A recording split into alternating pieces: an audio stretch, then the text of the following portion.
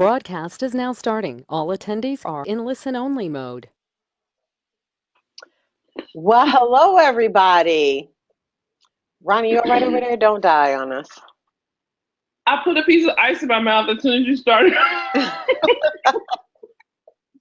Hi, everyone, and welcome to week 2 of our Defining Black Sisterhood class. Tonight, it'll just be myself and Dr. Roni Dean-Burren, and we're really excited, so excited that some of y'all actually got this conversation started earlier today in the Facebook group, and so I'm excited for a lively conversation and discussion tonight. I'm going to go over some functionality on the GoToWebinar control panel, because we do want to have some additional interaction with y'all during this class, which was not possible using Facebook Live, which is why we moved to this different venue to do the rest of the classes. So let me just make sure I know what I'm doing. Yeah, exactly. I'm always trying to get in light. I am always trying to do that, aren't I, though? So basically, I want to just make sure that y'all are aware that you can change, you can do a bunch of different things on your screen. You can raise your hand by pressing the little hand and the arrow button that's next to your control panel. And if you do that, we can unmute you and you would be able to talk with us.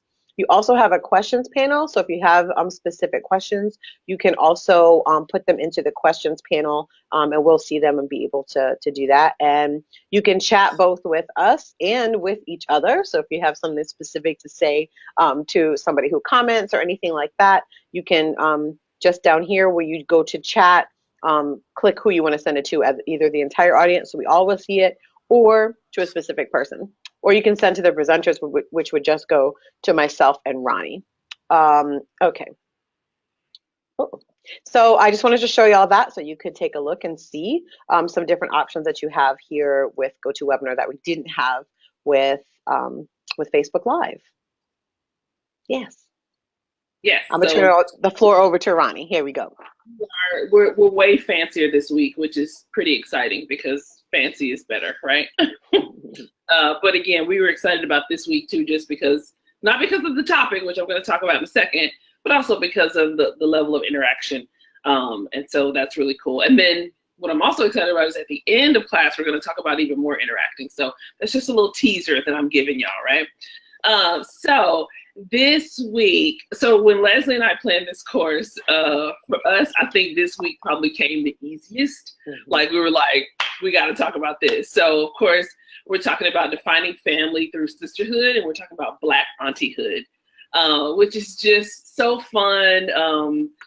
It's just a great topic, and we have so many kind of great things I think that we're going to be able to discuss. And like Leslie was saying, y'all already started the conversation kind of in the Facebook group, and so I'm excited to be able to keep that conversation going. So that's what we're talking about. So as a little bit of an opener, we're going to talk a little bit about our favorite aunties and why. Okay, so I'm going to start. So my favorite auntie, and this is no secret in my family, so if I have family watching, y'all know who I'm going to say. It's my Aunt Sonia. She is my dad's baby sister, and she is just the most live out loud person I ever met. From the time I was a little girl, I just loved her. I didn't know this until I was older, but right after my mom had me, she got really sick. And so my Aunt Sonia took me from Abilene, which is where we were living, Abilene, Texas, and took me to Houston, and I stayed with them for a couple of months. And so we always had that special bond. But also she was a woman who was openly gay, still is, and was never apologetic about it. And then she was also a person who just always was willing to talk to me about the hard things in life, and make it easy to talk to her because it was funny and she made it a joke. And if my dad tried to be like, she don't need to be talking about that, she'd be like, boy, shut up. Like, that was her big brother. Like, she was like, boy, ain't nobody stunned about you. So she was always able to sort of like balance out the relationship, I think, with me and my dad, and even with me and my mom. And I think that's why she was my favorite, was because she added balance to my relationship with my parents. And so I felt safe with her. And I even felt safe to be more me with my parents when she was around. So, Mm, Sonia. that's great. If you have a short story you want to share about your favorite auntie, please do raise your hand. We'll be happy to unmute you and let you share a little bit about your favorite auntie. So I would talk about my my Aunt Dolores, who is actually a little sick right now, but she is, for folks who don't know, my family's from Jamaica. I'm Jamaican. And so my whole, very, AF. Um, when so I spent all of my childhood summers in Jamaica. Basically, like the Saturday school got out, I went to Jamaica and I came back a week before school started, just in time to like get my school supplies, get some clothes, and get to school. So I spent 2 to 3 months every single year from age like 5 until 15 in Jamaica with my grandmother. And my Aunt Dolores was one of my favorite aunts who lived in Jamaica as well. And I got to spend a lot of time with her when I went to Jamaica. But the thing that I remember most about my time with her was she would always be like, you know, springing me from my grandmother's house, where it was a little more formal, a little more stuffy. And we would, you know, get into her fancy car, and she always would have like Shaka Khan playing. And, you know, she was always like that fancy aunt. She would use like Gina Tay, you know, in her tub, and like always had a robe, you know, everything was always just like perfectly done. And I just remember, you know, thinking, this is, you know, this is a type of woman that I wanted to be. You know, I wanted to be somebody whose presence was evident when I walked in a room, and was beautiful, but strong. You know, all of those qualities that I really, in hindsight, know now. Like I was always like, yeah, that's the kind of person I wanted to be. And so that's what put me in mind of my Aunt Dolores. And also, I had a lot of cousins also in Jamaica, and she was really good about like not playing favorites, which I think for my family was hard. We have a lot of colorism in my family, so if you were lighter skinned, you got treated a little bit better. And if you happen to maybe be visiting and not living in Jamaica, you might be treated better. But whenever I was there, like if all the cousins were going somewhere, everybody would get the same thing. Everybody would be treated the same way. Everybody would be feel special for a little bit or for a moment. So that's who I would like to give a shout out to. Apparently, Alexandria is also from JA, so shout out to you, Alexandria. I don't see any hands raised, so I guess nobody has any other aunties to share, which is fine. You have some other opportunities to jump in and talk about it a little bit later as well. I think you're up next again, Roni. Look at you, fancy. So the first thing we're going to talk about is we're going to talk about defining auntyhood, right? And what that looks like. What is it, if we were to put borders around auntyhood, what would that look like? And the first piece of that is auntyhood defined by family or not family, right? Can aunties be in your family, or can aunties not be in your family? And sort of what that looks like. And so, of course, we know all of us have biological aunties, right? Or I guess all of us don't, which, wow, why did that just dawn on me that everybody has a biological auntie? Not true. Hello. But you obviously can have a biological auntie, but also you can still have those aunties that have worked with your mother for 25 years, right? Those aunties that you don't even know how they came into being, right? You don't even know when they became your auntie. A conversation that we often have in our family, because we have so many blood aunties versus not blood aunties. The children when I was growing up, and also even my children, they're always like, you know, I'll say something about one of their cousins, and I'm like, well, y'all aren't really cousins, so like, you know, if y'all dated each other, it wouldn't be bad. And of course, they're like, that's gross. And I'm like, okay, but y'all not really cousins. But such and such is my auntie. Okay, but not really. Right? But not really, though. So I guess obviously we know how to concretely define an auntie, right? By, you know, one of your parents' siblings, right? That would be your auntie. But how is Black auntyhood defined, I guess, outside of family? Like, how does somebody become an auntie that isn't in your family? For our family, it's often because someone has worked with most of my aunties who are not my blood aunties is because they've worked with my mother or my father for years, or my auntie's friends. That's how they became that, right? For maybe my own children, it's people who I think the aunties that they have are either my sorority sisters or, yeah, just people, I'm trying to think, people I went to college with maybe. So really, really close friends, you know?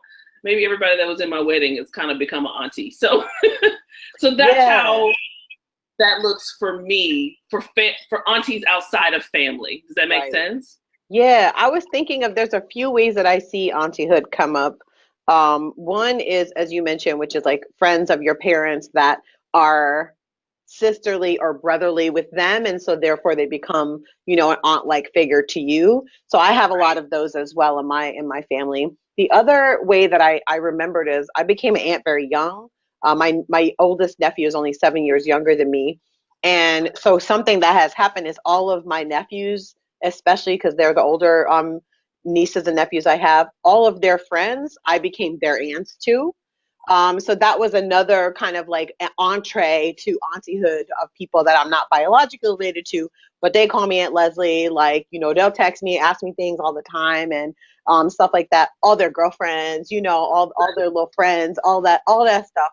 You know, you start to just pick up all of these little people everywhere. Where did they all come from? Where did they all come from? Which is funny because a lot of them, like, you know, my family's from Jamaica, but I grew up in Brooklyn, and you know, we have a very, my nephew, you know, they have a lot of Latinx friends and all of that. So I'll be out. Like one day I think I was at the airport in Atlanta. One of my nephews works for Delta there, and he saw me and he was like, Auntie Leslie, and like ran up to me, and the people I was with was like, who is this boy? Like, why he calling you auntie like this? So that was one other way that I thought of. Yeah. And then for me, sometimes you just, as a person of a certain age, I'm 41, but I have found myself in these situations where, because of my my age or my experience, sometimes I'll be in a space or be introduced to a space that I end up taking on an auntie role because of just the way power is situated in a room or an organization or whatever. And so people may not call me auntie in that space, but I do fill that role there as well. So sometimes it'll just be more organic. It won't even be as formal as, oh, it's my nephew's, whatever. It'll be just, hey, you're in the mix of things. And that's, you know, that's the thing about that. Oh, Bernadette says Ronnie's like you. That's my sister Bernadette. Anyways, I'm gonna actually unmute Lauren real quick because she did want to share about her favorite auntie. So let's hear from her. Hey, Lauren, you are unmuted, and welcome back to the States. Lauren was traipsing around Europe, so she's back. Can you hear me? We can hear you. Sound great. Okay.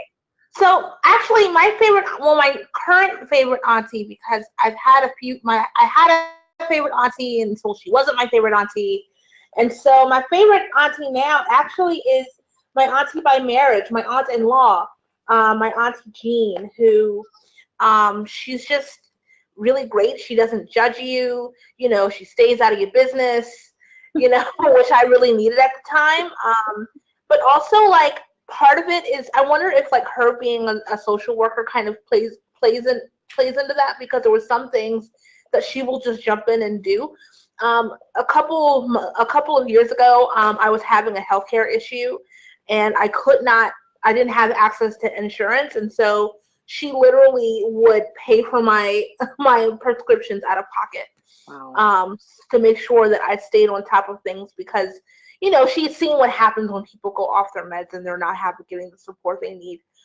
And she's just really, really wonderful. And I've never met a more, I don't want to get emotional, I've never met a more loving, gentler person than Jean. Yeah. I love that. Thank you so much, Lauren. Thanks for joining us, and thanks for sharing. That's awesome. And thanks, Aunt Jean. Hello. Which puts me in mind of a couple other things, which is one that when you mentioned that, when Lauren mentioned Aunt Jean is also a social worker, it got me to thinking about, are there professions that auntie types tend to situate themselves in. That's one thing I wondered. And then second is we forgot about the in-law auntie. That's definitely a brand of auntie for sure. Yeah, I was thinking about the in-law auntie in terms of not necessarily in-law auntie, but just how you were talking about how you became auntie to all your nephew's friends.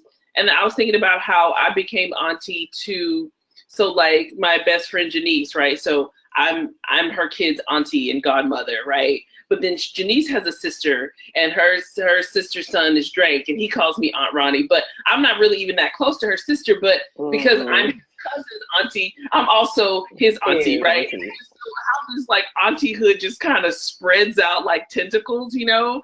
Both my sister-in-laws, they have children from other relationships before they married my brothers, and so again, then their kids, and then their cousins. So you just like Auntiehood just kind of spreads out. It does spread out. It does, and then that idea about do aunties work in certain professions? So my mom has a lot of sisters, and many of them were social workers. My mom was a social worker. One of my other aunts was a social worker. Bernadette was a social worker for a while. Some of these aunties that I acquired over years were social workers with my mom and my aunt. So I don't know, social work might be an auntie job. That might be something to think about. The next thing we wanted to talk a little bit about was this notion of like what makes an auntie different than a big sister, and what is the dynamic at play there. So Ronnie and I both have lots of sisters. Shout out to all of them. Yes, we have lots of sisters, big sisters at that. And so I think that there's something there to think about what's the difference between a big sister and an auntie. And I think for me, there is kind of a difference. And I actually would, my oldest nephew, Christopher, he and I are much more like brother and sister than any of my other nieces and nephews, because not only was he born when I was very young, but we also lived together for a significant portion of, basically until I left home, we lived in the same household, unlike any of my other nieces and nephews. So when I think about how I am with him versus how I am with my other nieces and nephews, there for sure is, I know that there's a difference. He and I will talk to each other much more like peers, and we'll be very like, matter of fact with it. He'll call me from a bar, we'll be talking whatever. My other nieces and nephews, there's a little bit of there's like an arm's length. They don't want to show me everything because they know I might tell on them. But I think Christopher knows that his secrets stay here. So he could just be like telling me any kind of thing out in each. That was the first thing I thought of like, there is a line there between sister or siblinghood and auntie-hood, which is the level of autonomy and access you might have, because that sister bond is very specific. So that's what got me thinking. What were your thoughts around that, big sisters versus aunties? Yeah, I think so. I became an auntie maybe when I was in college, and so my oldest nephew is 24, and then I have another one that's 23. So my 24-year-old nephew, I kind of acquired him when Lila and I started dating, right? That's how I got Darius. And then Bernadette's oldest son, Arthur, that's how I got him. And so there was always that level of like, okay, I'm auntie, but I always, going back to my favorite auntie, my Aunt Sonia, she always felt like a sister too. She always felt like that. And so I've always tried to be like that on some level.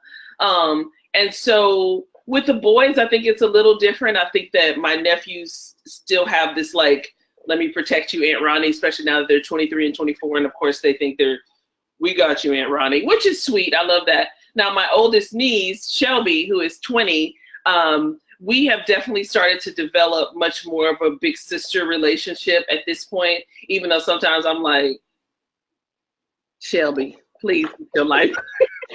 Shelby.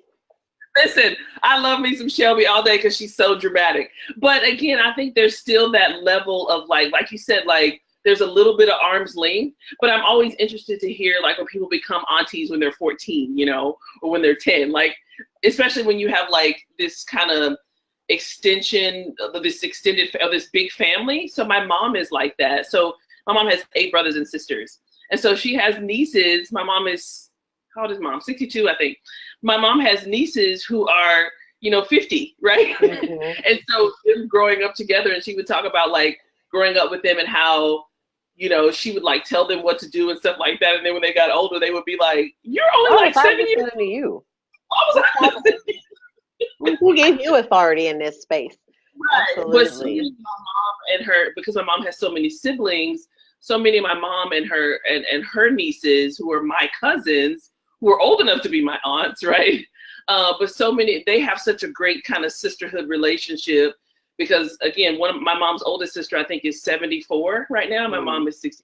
And so you can imagine the ages in there. So, but I think there's a difference, especially depending on how soon you became an auntie. Like you said, with your nephew, you became an auntie very young, and then y'all live together. So then that kind of blurs that auntie-hood line and makes it more of a big sister, line, versus you become an auntie at 23. That's a little bit different, I think. So.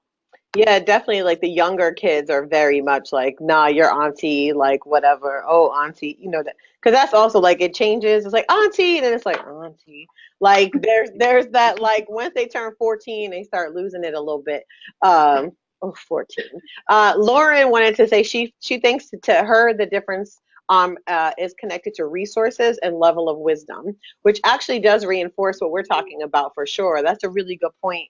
Because for sure, my 7-year-old ass wasn't giving much wisdom to Christopher at that age. No. But so yeah, that's definitely true. And again, y'all can always raise your hands if you'd like to ask a question or make a comment. Feel free. You can also chat here. We'll be happy to add them. Zavi says her mom is the same. She has 8 older siblings that was pretty much born an aunt. Pretty much, yeah. There you go. Born an aunt. And and our sister Bernadette adds that she loves that you can talk to her daughter. She basically can talk. She says you can talk to her and tell her what she wants her daughter to know. So that's a role that you're like, okay, Roni, here's what I need her to know. So can you just tell her? So that... these 3 topics to Shelby.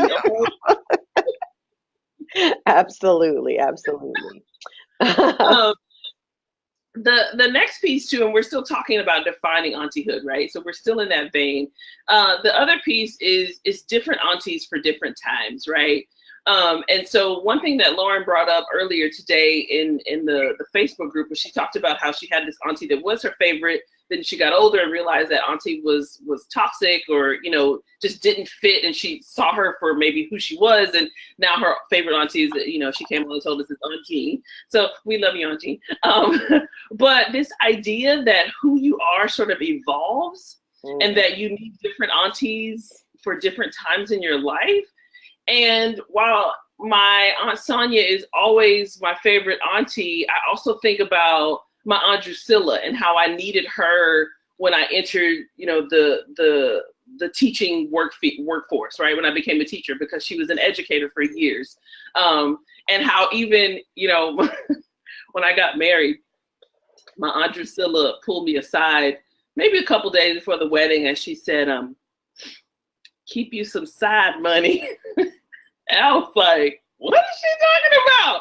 I was like, and my Aunt Drusilla has not been married, but of course at 21, I was thinking, she don't know what she's talking about. What's she talking about? We're gonna be one, and I'm not gonna have no side money. She was just like, keep you a little side money. Just like I had no idea that I needed that level of wisdom, right? And even though I was mad at her for telling me that, because I thought she trying to say I'm not gonna stay married, I did keep me a little side money. At this point in my marriage, Lalo knows. He'd be like, "Is your side money account doing good?" I'm like, "Yeah, but you can put some more money in there." But still, this level of what you needed, like what 14-year-old Roni needed, is not what 40-year-old Roni needs, right? And so I can definitely see that I need aunties who, some of my aunties are more supportive than others, but I need aunties who are supporting my work. Like that matters to me. That level of validation matters to me. But at 24, when I was teaching, it was like, I don't care. Like I didn't need it then, right? Yeah. So I think that's, we sort of move through that in our lives. And I'm wondering, do you sense that? Do you feel that as well with your aunties? Or even with, or being an auntie, maybe. Yeah, I think I feel it on both sides of that equation. For sure, with me being an auntie, I've noticed that My nieces in particular, like they will choose a different auntie depending on how they're feeling or what's going on. And so I know, like, I was the first person in my family to go to college, and so when they've reached college, everybody all of a sudden now they need to talk to me. And part of it is my sisters definitely become a like, if they come to a question that they know they don't know the answer to, but they think I will, it's like text your auntie Leslie, like just let her know so she could get you together. So there's definitely a lot that goes into that part of it. But also when they were younger, I used to spend a lot of time just taking them off my sister's hands, especially like for overnight trips, because my sisters would just be just exhausted. And so that was a moment where my auntie-hood was a support to my sisters, not necessarily to the kids. I mean, we had a great time and it was amazing and all of that stuff. Shout out to Pretty Princess Weekend 2006. But yeah, but so there's those moments too where like they need me because their parents are stretched thin, and so my auntie, I need to step in for those moments, and then they dictate as they get older what their needs are. The boys were a little bit different because once they got to be older, once they got to be adults, it became like I became the cool person to hang out with. And so that's been really fun to just have them be like, nah, I'm just coming down for the weekend. We're just going to hang out, go get some beers, hang out, blah, blah, blah. And so those are the two things. And then with my aunts, I think that that's definitely the case. I would say I'm more situational in like who I go to. Like I'll have like, it's almost like a baseball team. And I got like my roster of aunties and I'm like, okay, I need to know how to make this oxtail right. Let me call Aunt Marge because she's going to be the one that's going to get me the right recipe. You know what I'm saying? Like, so I'm always like trying to decide which aunties to go to. Right. Let me call AD. She going to get me right. Exactly. So I'm always like, there's your little arsenal of aunties and you got to figure out which one of them is going to be able to, to get you what you need. Jasmine adds that they're also generational aunties. She says she inherited non-familial aunties from her mom. So her mom had aunties and she got to take them on as well, which is very true. One of my great aunts just passed away, my Aunt Gwen, rest in peace, a couple weeks ago. She was 104 and she's one of those aunties. She's my mom's aunt. But we don't call her great aunt. She's Aunt Gwen to everybody. So that's definitely true.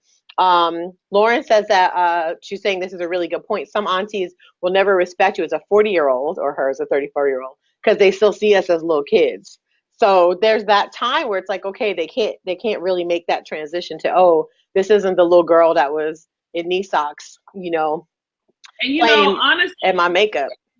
Right, and that's hard because I come from a very traditional Southern family that like you respect your elders and it's yes ma'am and no ma'am and like I'm grown and there's levels of grown, right? If you're 65 you're growner than me, right? And so that's a difficult, I think, relationship to navigate when you're never really a grown-up to your aunties, maybe even to your parents, and so that's difficult. But I definitely will say, I mean, my sisters can attest to this, that I had to have some moments, I would say definitely the last 5 years, where some of my aunties, I was like, hey, let me tell you something. I'm all the way grown, okay? 100%. Ain't nobody checked me since about 86. So, so let me help you out, Annie. So, but it's difficult because, and then and again, when we talk about a little bit of this in the Facebook group, of course, then it puts my mom or my dad in the spot where they're like, don't talk to your auntie like that. That's my sister. I'm like, well, you better tell your sister that's your daughter. You better tell her, right? So, and like you said, just sort of navigating that and like what you need at different points in your life, and figuring out what that is. I love this idea of like, man, if I'm gonna cook these oxtails right, I need to call on such and such. I do. You're like, I really one time my mom and my Aunt Marge came to my house to have a cook-off because they had both claimed that they made the best rice and peas, they made the best oxtail, they made this one, and they came packing. My Aunt Marge got off the bus. She took the mega bus down to our house with a bag. She had like the pig's tail in the bag. She had brought her beans. She did not want to take any chances. So anyway, yeah, that's some real. That happened. God bless I her. love it. So we wanted to talk about how auntyhood differs from parenting and how it's similar. Like, where do those roles overlap and where do they not? We're going to get into a little bit more about those times where your aunties are also your surrogate mom, and what that means, and how that can change the relationship a little bit. For me, when I was thinking about this part of the topic, I was thinking about the times that the discipline of me was turned over to my aunts, because I feel like that's an overlapping moment where it's like sometimes, my mom would not want to see. Hold on. Okay, so just before I keep going on this, Asia's asking, is there a way to see comments from others? So y'all are typing into the questions box, which is why nobody can see them, but there's a second box called chat, and that's the one you want to type into. I'm going to type into it now. Hello, everyone. So you can type there and everybody will be able to see your comments. The questions just come to me and Roni, and I'm happy to read them as they come through. So hopefully that answers everyone's questions, and Roni just posted in there too. Oh no, Roni, I think you just posted to me. You got to change it to the entire audience. But anyways, so thanks Asia for that question, and y'all can type all down there as you need to. So that's one thing I thought about was like when discipline comes to you. And actually, I remember when my second oldest sister got pregnant. She was a teenager, and it was a cause of great,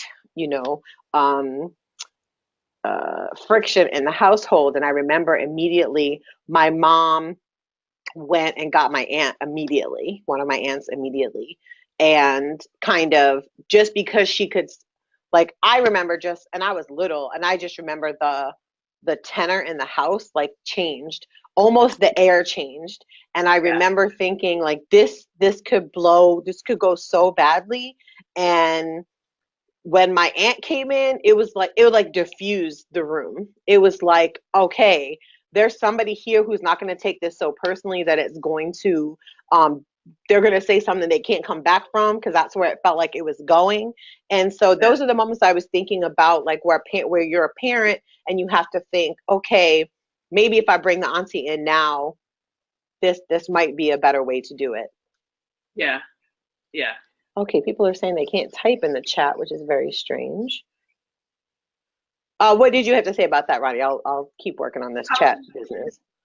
For me, being an auntie definitely is similar parenting in terms of being mama bear and being protector and being like, I will claw your eyes out behind these kids.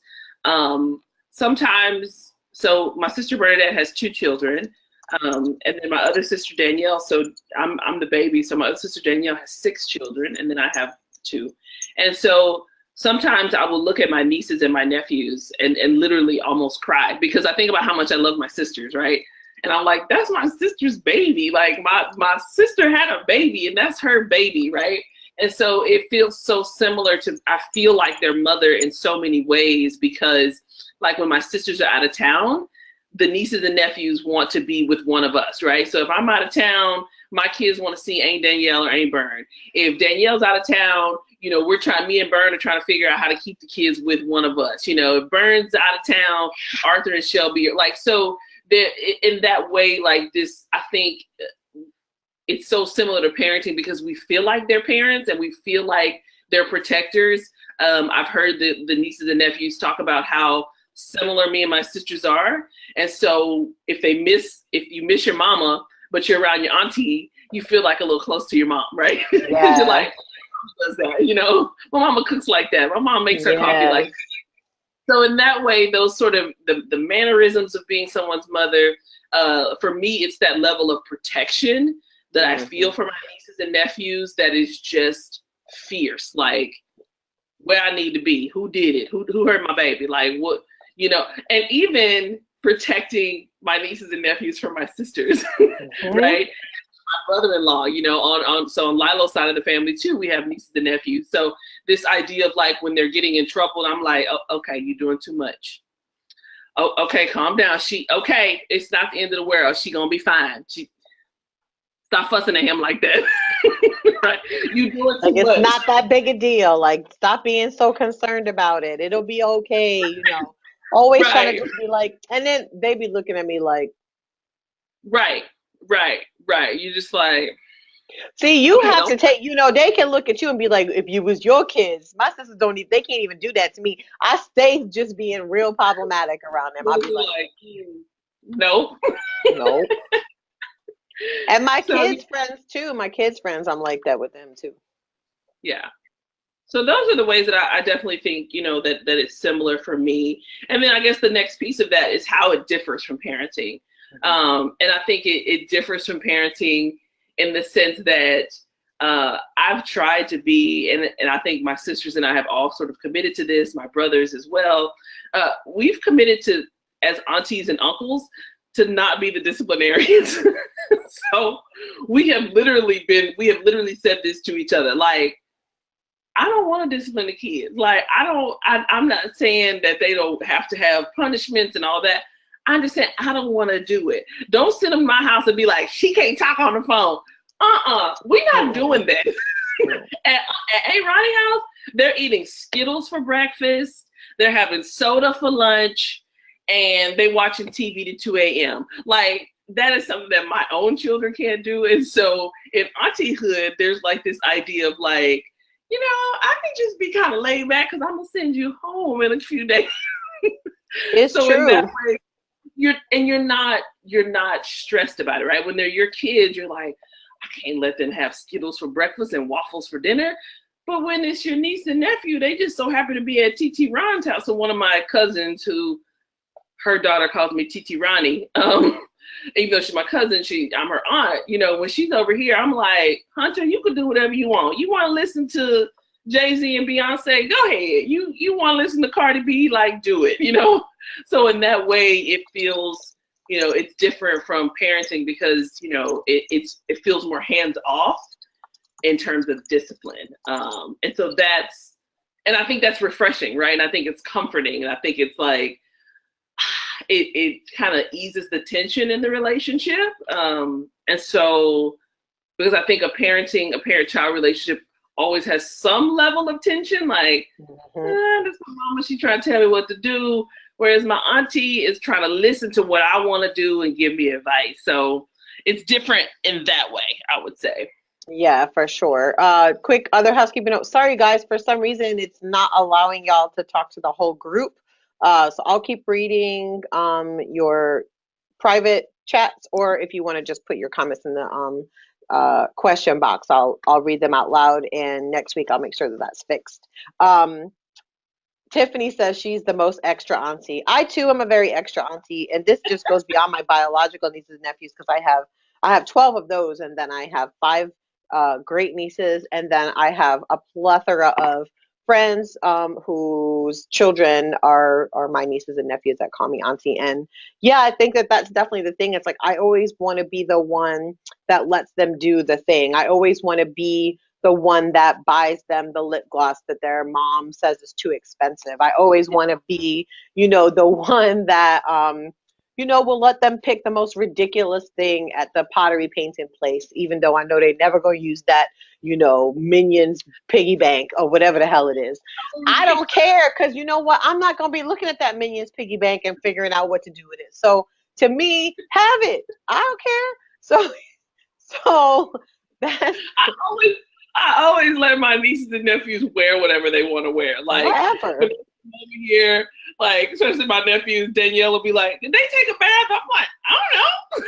Like, we went swimming. That's enough. Tiffany says she sends her nieces and nephews, if they have a bad day, she sends them flowers and chocolates at school. She wants them to be stunt queens. And extra. Lauren says extra. And Lauren says she has 3 baby nieces and nephews, 1 teenage play niece, and the teenage play niece thinks she's the hip, cool auntie who can answer all her makeup questions. Well, first of all, Lauren, your makeup is always impeccable, so that doesn't yes.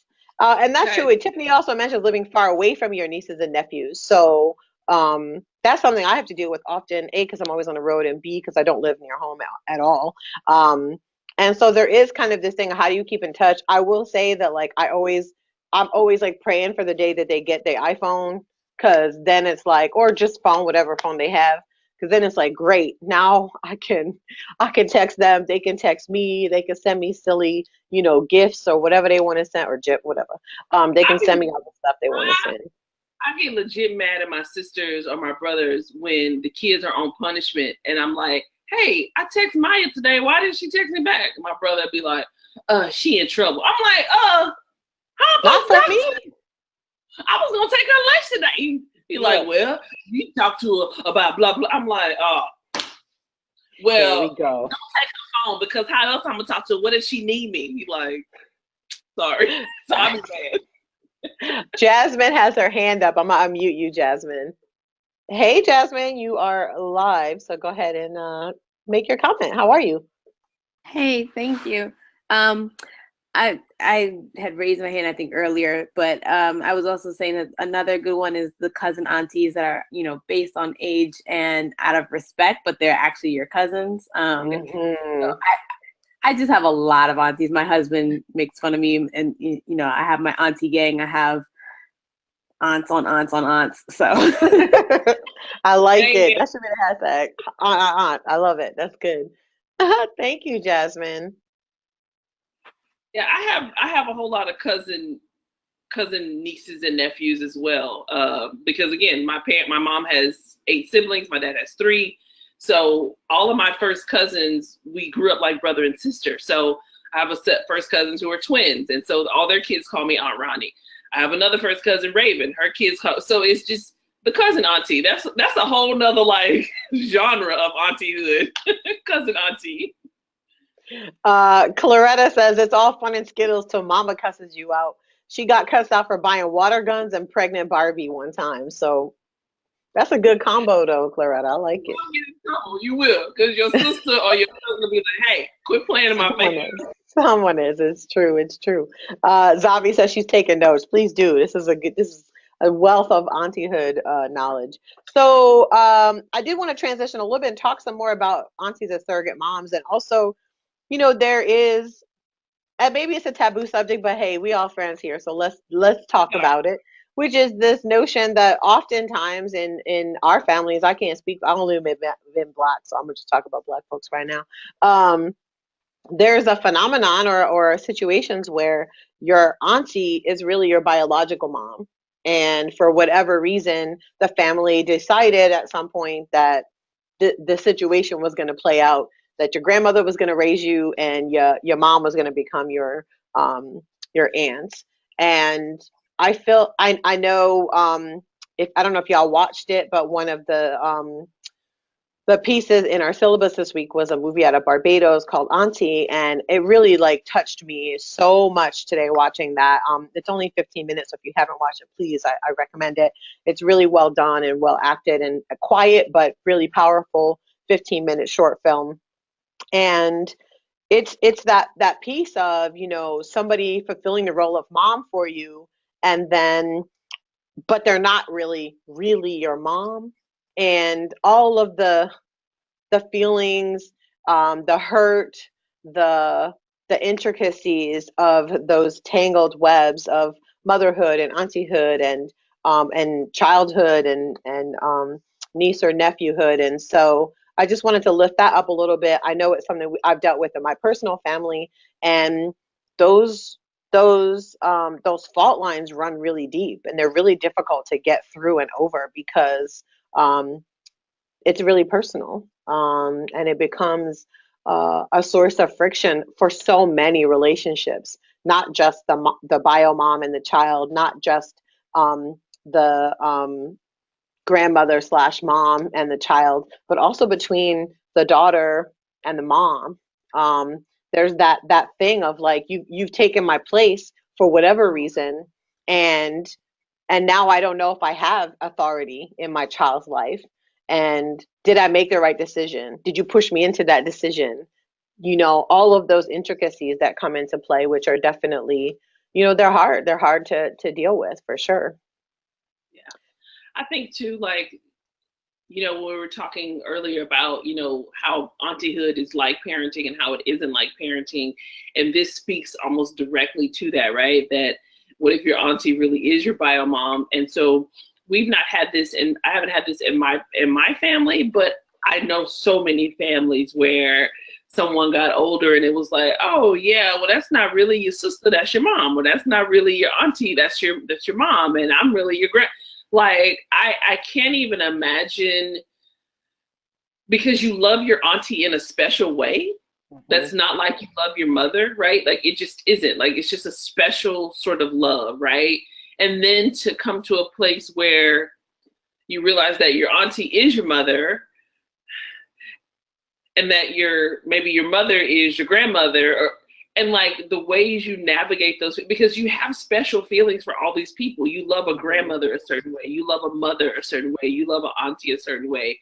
And so that's got to be a dynamic that probably will take maybe not a lifetime, but years. And years of therapy. Yes, to unpack, because it's just, and then it's also like, you made this decision for if I'm the daughter in this situation, right? I would be so angry. Like, you made a decision about my mother and aunties. Like, you shifted my whole family dynamic, because why, right? And so that's always an interesting, I guess, conversation when it comes to auntie-hood, because it is a thing. Like you said, I ain't never been none Black, so I don't know if this happens anywhere else. There's actually a show on the Disney Channel called Andy Mac, maybe, and it's not one of the girls or the women in the show. She has a baby, but her mother raises the baby, and so they're raised as siblings. And then becomes, when Andy becomes 13, they tell her, or they accidentally tell her, that her mother is really her grandmother, and that her sister is really her mom. And so the show is all figuring out her identity. They're an Asian American family, so her figuring out her identity in all of that, and then her bio mom trying to figure out what kind of authority she has. So like, it's just that dynamic. So I guess maybe that show tells us that it happens in other families too, because they know maybe it does. They know Black people. Here they go, telling these stories everywhere. Maybe it is a more common phenomenon than we thought. Asia says that the not mom feeling is something she can more identify with as an aunt. So seeing things happen to kids and not having the space to take action or speak up because they're not her kids is definitely something. And I've had those situations with my sisters where I'll be like, that's a terrible parenting decision, but it's not my kids. And so I may pull her to the side and have a little say, but I'm not, I mean, ultimately, she's going to have to parent the way she wants to parent. And so that's definitely, I hear that, Asia. I've definitely had that experience as well. Christy says the situation happened in with her mom's cousin. The aunt raised the child. So yeah, I mean, this is definitely something that happens quite frequently. Oh my gosh, we're getting to the end of our last topic, which is a good one and actually gets into some of the stuff we talked about in the group today. Yes. So we're going to talk a little bit about auntie stereotypes while we, are sort of winding down. And so the first thing is, I want y'all to think a little bit about the first time you realized your auntie-hood, right? So I was telling Leslie that I posted something on Facebook maybe 6 months ago, and somebody commented and they were like, yes, auntie. And I was like, auntie? Like, we be on here cutting up and clowning together. I thought we were peers. I thought I was your sis. And it was like, oh, I'm an auntie. Like, I think I am. Like, I'm 39. I'm 40. Like, I've had a whole ass career, and like all the things that you see as like, and so then I started looking at like things I would comment on people's posts, and I'm like, I'm these people's auntie. I'll be like, listen, let me tell you this. You should do this and and just here's my phone number. Like, just auntie-ing out here, like just being people auntie. And I was like, oh, kid, I thought I was 22 like y'all, but I'm not 22. I'm cracking up. I'm gonna unmute Kirsten real quick. She has her hand up. Hey, Keeks, what's up? Hey, can you hear me? We can hear you. Woohoo! All right. So 2 things. So I remember the first time I realized that I was an auntie, my nephew, who is now 23, but back then I think he was like 15. It's a funny story. I think it was my nephew's like 5th birthday or something mess like that. And he told me that some woman was trying to holler at him, like a grown woman, and he's like 15. So I'm sitting there like, oh hell no. I said, I said, let me find her. Now, mind you, when I think of John, I think he's still like this 3-year-old, and he's like 6'4", 300 pounds. But you could tell looking back, he still got this baby face. So I'm sitting up here like, oh no, let me go talk to. I just want to talk. And he's like, no, Kiki, don't do it, Kiki. And so that was one time, and I was like, oh, I'm a little bit too much of an auntie right now. And then just like you, Roni, I was just gonna say the same thing. It got to a point where, when I started getting back into, activism work and stuff like that, and then people would tell me like their deepest, darkest secrets. And I'm like, this is what you got to do. Okay, you got to go here. You got to do this. You got to do that. Okay, let me go check up on you. You know what? I'm going to go send you some popcorn from Chicago because I know this is going to make you feel good. And, here's these little gift bags. Look, let me know what you need. And I think once my nieces and nephews their friends started calling me Miss Howard, I said, oh, no. Not Miss Howard. Miss Howard. And and I will always have this conversation. Once the older two went off to college, I said, listen, I love y'all. I don't care what y'all do. Just make sure it's safe, sane, and consensual. But don't bring me back no babies, because I'm too cute to be someone's great auntie right now. I'm not ready. I'm not ready for you. Give me about another few. Wait till I hit 40, then I can say I'm someone's great auntie. Not yet. I'm still getting a swerve on. They like, oh, Kiki, I don't want to hear that. Thank you, Kirsten. Oh my gosh, that's so hilarious. So that's where you got moved into Auntiehood, Roni? Yeah, I think so. Like, it was just like Kirsten said, becoming this person that is like sort of throwing the net out there. And I think too, I'm gonna make you blush a little bit when I say this. I think I learned it from you too, Leslie. Like, I think you're so much of a mama bear and an auntie bear, really, that like you go into like, okay, let's do this. Let's fix this. This is what you need or whatever. So watching you do that for me, it was like, man, like I get how powerful that is too, right? And I also learned, I guess, moving into this sort of idea about auntiehood, how many women, I said this at the top of the show, don't have aunties, or just don't have healthy relationships with their aunties, or don't have healthy relationships with older Black women in their lives. And so somebody maybe 22, 24, maybe they even 30. I mean, they don't have it, right? And I think too, being a teacher, I was a teacher for 11 years. And so all my students now, I think the first set of students I taught, they're like 30 now. And so with them, I'm more big sis, but some of the ones who are way younger, I think I'm like Auntie Coach B. And so now I'm at that place where I'm really realizing I'm like getting people letters of recommendation for sororities and fraternities. I'm like, this is what my aunties did when I wanted to pledge. I was like, I need some money. They was like, what's your bank account? And put the money. Like, that's me. Absolutely. I think Zavi says that Luther came on while she was brushing her teeth and she got way too excited and turned it up way loud. That's when she knew. Asia says that shit'll sneak up on you quick. Now, as I mentioned, I've been an actual auntie since I was 7, but I would say that since I started doing organizing work, primarily in support of young people, this designation of auntie had definitely snuck up on me. And actually, Tiffany's in here. Who else is in here? Tiffany and Antoinette were party to my first true, like, oh, I have reached auntie status, like, generally speaking. We did this march to justice from New York City to Washington, D.C. It was like 250 miles, and it was 3 years ago, just last week, I think, or in a couple weeks, is the anniversary of it. And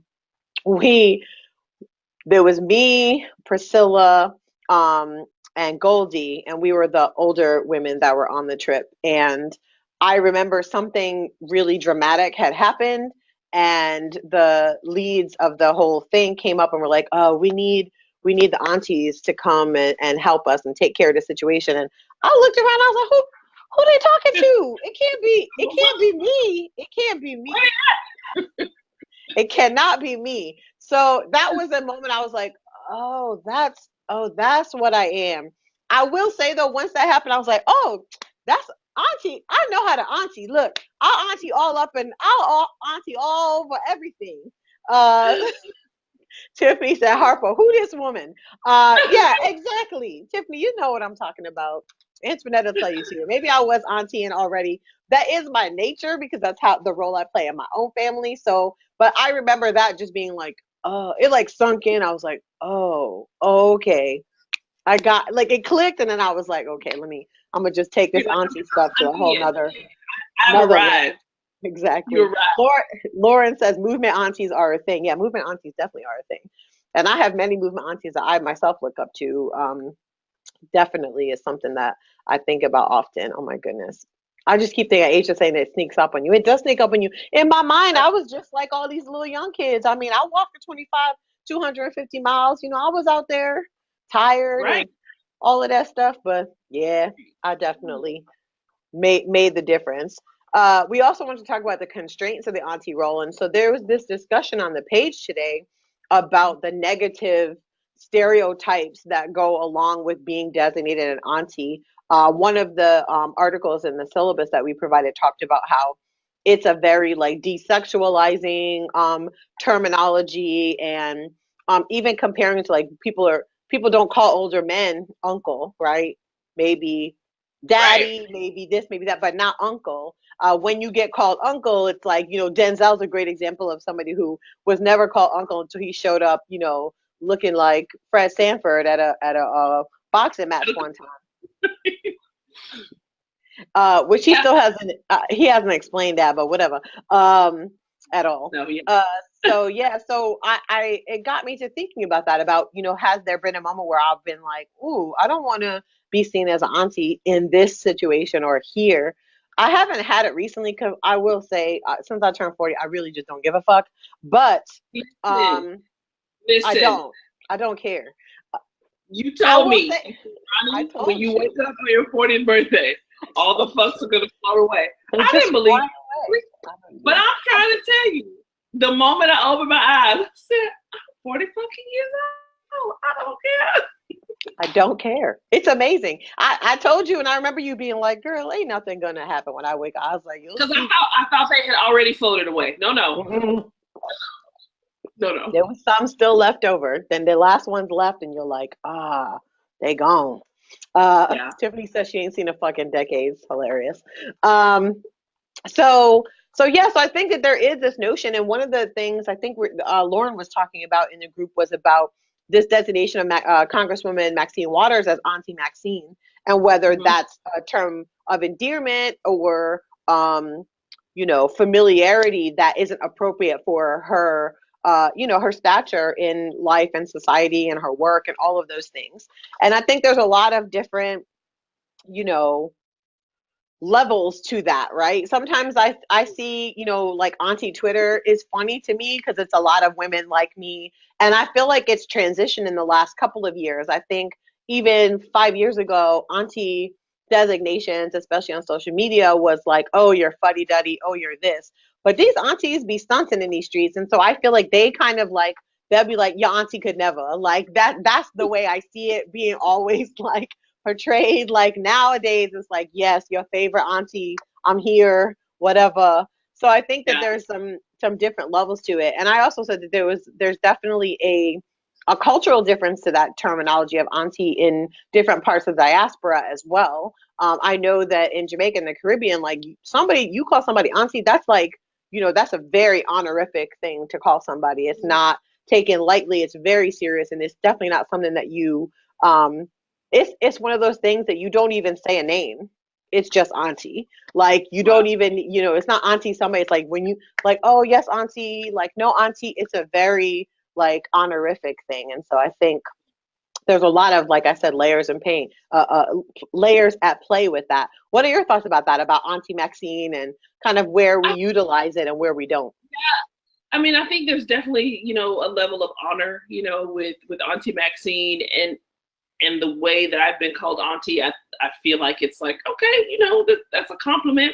I will say that there's definitely moments where I feel like, you know, as an auntie, or maybe as a person who's 40, who like has a PhD, like I'm supposed to behave a certain way, like it crosses my mind. But as you know, like it crosses and then it just keeps going because then I really don't give a fuck. So I want all my nieces and nephews, both my blood related ones and all my surrogate nieces and nephews to live out loud. Right. And so in that way, I'm like, you know, I don't want you to get to 40 and be like, should I do this or should I say this? Am I free? I want you to be free enough. So let me be free. Let me be all the way free at 40 so you can see that Black Auntiehood is still out here doing it.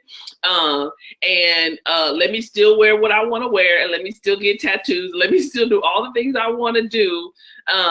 Because I do think there's this, you know, like you said, there's still this, you know, like, you know, auntie, like, you know, maybe, you know, oh, she don't talk about that kind of stuff, or she don't be like, yeah, no, this might be a new brand of Auntiehood here. we brought you Auntiehood. Yes.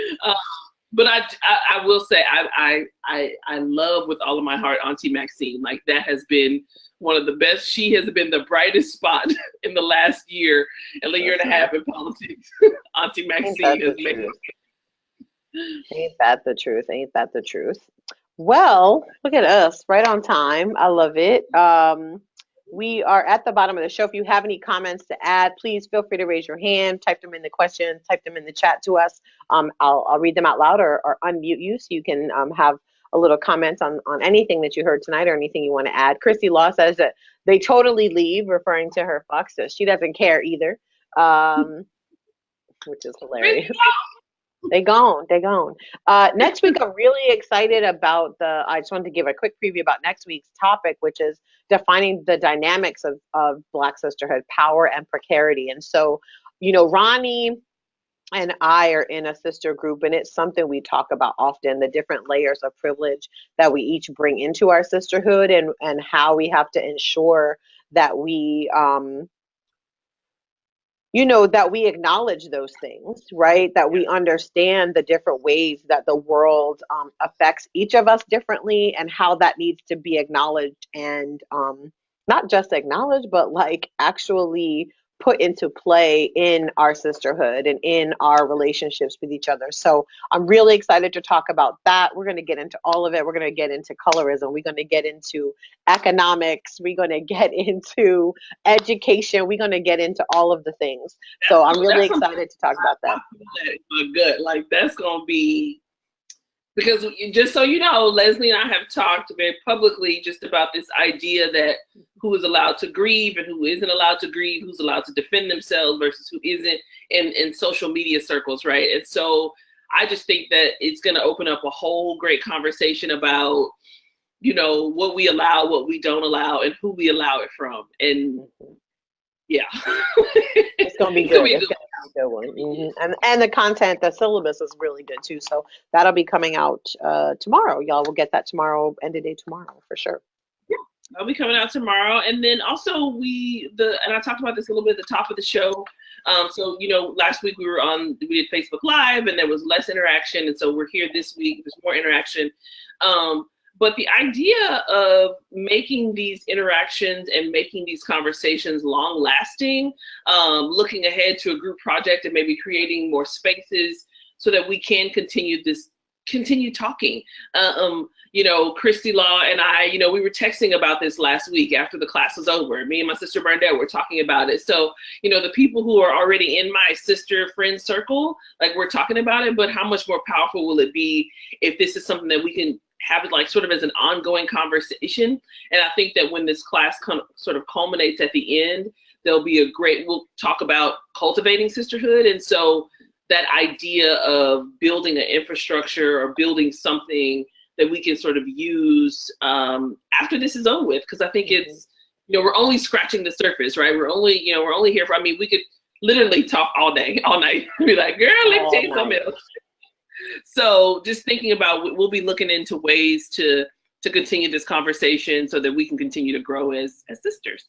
Yeah, I was thinking of it as like putting some structure to do like sisterhood tune-ups. Like I was thinking of it in that context of like, you know, we do lots of stuff to maintain our job, to maintain our relationships, to maintain our romantic relationships, to maintain our connection to our children. And so for me, this would be a way to really reinforce the importance of sisterhood and giving that the time and respect to cultivate it the way that the other relationships in our lives are. I think because sisterhood does come easily to us, we tend to like let it be the thing that just is natural. And I think what we're trying to posit with both this course and hopefully this project that we'll all do together collectively is that its importance means we have to show it that level of importance. And so to have that option available for folks, I'm very excited about that. Tiffany adds, yes, we auntie. She introduced her nieces to Cardi. Yes, Tiffany. Yes. Yes. For sure. Okay, well, I don't see any hands raised, and it looks like we've got everything together here. This was recorded, so we'll have the recording up tomorrow as well. I'll post it in the Facebook group. Thanks, y'all, for joining us. This was so amazing once again. I'm just first, thank you, Roni, for even saying yes, because I'd be coming to you with some crazy ass shit all the time. I'd be like, hey, Roni, you want to go to the moon with me one time? I heard we could get on a spaceship. It'll be great. Hey, I'm going to the moon with Leslie. We leaving. So thanks for that, because it's really been enjoyable for me and really like an outlet for me to really like, again, give these relationships that level of importance.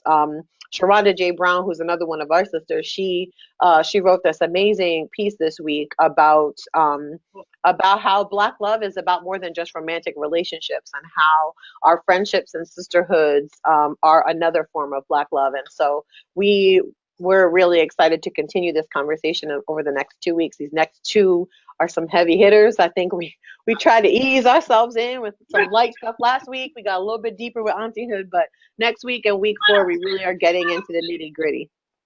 They might have to bring some tissue to class next week. I don't know. It's going to be a lot. You might be dabbing your eye a little bit, like, woo! Mm-hmm. You might be a little misty-eyed. It's gonna be emotional, but good, and I think it's gonna be great to get into. All right, y'all. Have a wonderful evening. You'll get emails from us tomorrow, and we'll see you a week from today. We'll see you next week. Bye, everybody. Oh, now how do I stop this? That's the question, right? I haven't done that before. That's like the only thing I haven't done. I'm like, let me see how you do this. I do that. Oh yeah, here we go. Okay, bye everybody. I figured it out.